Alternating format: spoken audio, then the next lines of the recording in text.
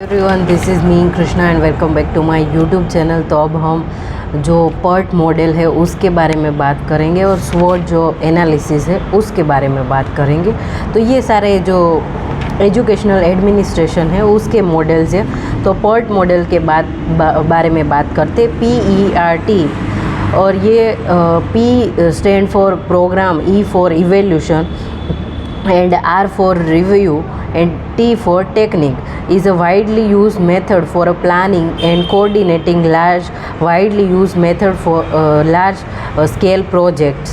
As a Harold Carys explained in his book Project Management, PERT is basically a management planning and control tool. It can be considered as the roadmap of a particular program or project in which all major elements have been completely identified together with their corresponding interrelations। और जो PERT model है उसके बारे में हम देखते हैं कि there are few rules and terms to be understand the PERT model.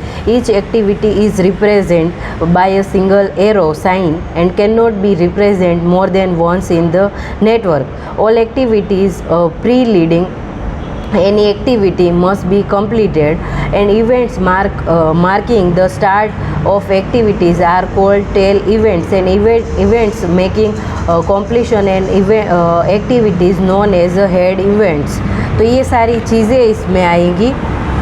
अब हम देखते हैं कि जो बेसिक स्टेप्स है PERT मॉडल के उसके क्या है। तो स्टेप्स तो डिफाइनिंग द ऑब्जेक्टिव्स के उसके जो डिफाइन हमें ऑब्जेक्टिव करने हैं कि क्या हमें पहले करना है, क्या अचीव करना है, ये सारी चीज़ें। फिर प्लान करना है कि प्लान में क्या आएगा कि हमें जो प्रोजेक्ट है वो स्मॉल बेस पे पहले हमें उसको प्लान करना है और उस हिसाब से हमें आगे शेड्यूल करना है उसको। फिर अलोकेशन ऑफ रिसोर्सेज, यानी कि हमारे पास जो अवेलेबल रिसोर्स है वो कितने हैं एंड इसके जो रिसोर्स है इतने, उसमें ही हमें वर्क करना है। और कंट्रोलिंग यानी कि उसमें ये रहेगा कि हमें फैसिलिटी देनी है, फिर हमें सारी चीज़ें उसको मॉनिटर करनी है, वो सारी चीज़ें कंट्रोलिंग में आएगी। फिर एडवांटेज ऑफ देखते हैं PERT के। तो it is a mathematically very simple and it is useful in various stages of project management. It provides critical and slack time. It helps to determine whether the project is going as per schedule और not.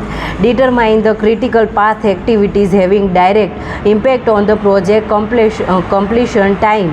It is useful in monitoring cost and resources। अब हम disadvantage देखते हैं। तो time focus method, तो इसमें time जाएगा। फिर सब्जेक्टिव एनालिसिस, तो सारे सब्जेक्ट उसको हम एनालाइज करें तो फिर से उसमें बहुत टाइम और हमारी एनर्जी वेस्ट होगी। एंड प्रिडिक्शन इनएक्यूरेसी, यानी कि हम पहले प्रिडिक्ट तो कर देते हैं बट उसमें इनएक्यूरेसी, यानी कि कोई भी जो चीज़ है वो एक्यूरेट हिसाब से आए कि ऐसे ही होगा, बट हमारा जो प्रिडिक्शन है वो इनएक्यूरेसी में आ रहा है तो उसका कोई मीनिंग और उसका कोई काम नहीं बनेगा। एंड एक्सपेंसिव, यानी कि ये जो मॉडल है वो एक्सपेंसिव रहेगा और एडमिनिस्ट्रेशन हो सकता है इसको अफोर्ड ना कर पाए। ठीक है, तो ये सारी चीज़ें PERT में देखिए। अब हम स्वॉट जो एनालिसिस है उसको हम देखते हैं कि ये जो मैनेजमेंट का एनालिसिस है।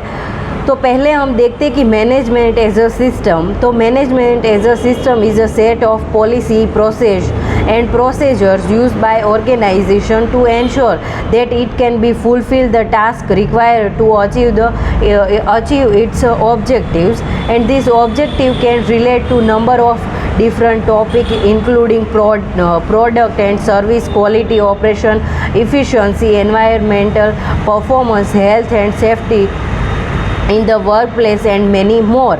तो अब हम देखते हैं कि जो स्वॉट एनालिसिस है वो क्या है।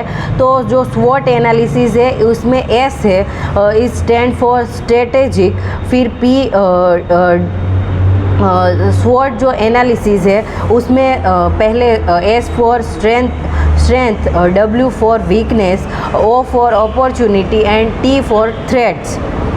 SWOT is a strategic planning technique which is used to help a person or a organization to identify strength, weakness, opportunity and threats related to business competition or project planning. SWOT is described as the tried and true tool to strategic analysis. The SWOT analysis is a acronyms for 4 parameters: technique, examine strength, जो strength है वो characterize the business project that gives the advantage over others, यानी कि कोई भी जो project है उनकी जो स्ट्रेंथ है और अच्छी बात है. And weakness characterise the business और project that places business project at a disadvantage relative to others, यानी इसके डिसएडवांटेज क्या रहेंगे उसके बारे में. फिर O for opportunity, elements in environment that the business and project could exploit its advantage. And threats, T for threats, element the environment that could causes trouble for the business or project. तो ये सारी चीज़ें आ गई. अब हम features of स्वॉट analysis देखते हैं. तो स्वॉट analysis is a strategic planning technique that provides assessment tool and identify core strength, weakness, opportunity and threats, lead to the facts based analysis, fresh and perspective and new ideas. तो ये सारी चीज़ें स्वॉट analysis में आएगी. अब हम देखते हैं टेलरिज्म. तो scientific management and Taylorism is the name of approach to management, industrial and organisational psychology. It was initiated by Frederick Taylor in 1911 monograph the principle of scientific management. तो टेलरिज्म है उसमें according to his observation the general that works in a repeatedly job at works slowest rate and goes the unpublished and unpunished. Taylorism introduced many concepts that were not widely accepted at the time. For example, observing workers, and he decided to labor should include the rest breaks so that the worker has time to recover from fatigue. तो ये सारी चीज़ें Taylorism में और इसने बात की.